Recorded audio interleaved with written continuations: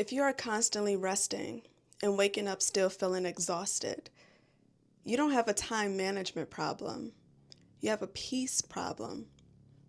At the age of 36, I had to look at my life through a strict lens of practical logic. I realized that I was pouring so much energy into protecting everyone else's comfort that I had completely bankrupted my own creative will. This isn't kindness. This is identity burnout. Today, we're not going to talk about vague positive wellness trends or toxic positivity. We are going to look at the exact psychological framework on how you lost your peace and the steps you need to take right now to engineer it right back. Let's break it down.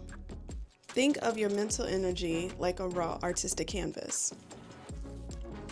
Every time when you say yes to an obligation you hate, or spend hours explaining your boundaries to people who profit from you having none, you are giving away your precious raw material. Okay, so practically speaking, you cannot paint a beautiful life if you have given away all your precious pigment to neighboring studios. The trap that we fall into in our late 20s, early 30s is that if we eventually work hard enough, we will earn our peace. But logic dictates that you cannot borrow from an empty account. Peace isn't something that you cross your fingers for and find at the end of a hectic week. It is something that you ruthlessly protect from the start. So why don't we protect it? It genuinely comes down to self-esteem.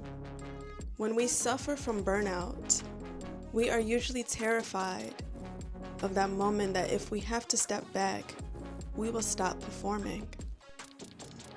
We fear that if we close the studio doors and take up space for ourselves, people will think that we are lazy, selfish, and irrelevant.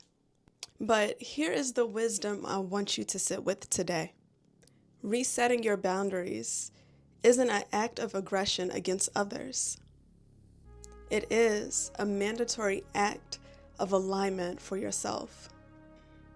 If your presence requires complete exhaustion to be valuable to others, I'm sorry. You are surrounded by the wrong people, and you need to change your crowd. So, how do we practically begin engineering this piece? We start by shutting off the analytical, overthinking brain. When you are burned out, your mind starts treating everything like a high-stakes problem that you have to solve. We need to introduce a low-stakes environment. I want you to grab a piece of paper and do what I call an unregulated release. Take a marker, a pencil, or a pen and start creating lines. No judgment, no trying to paint perfectly. Logic tells us that if your mind is constantly policing your output, it can never recover. By creating something purely for the sake of just moving your hands, you are teaching your body, yourself, a critical lesson.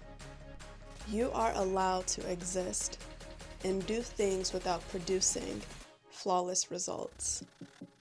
You are training your self-esteem to value the process, not just the praise.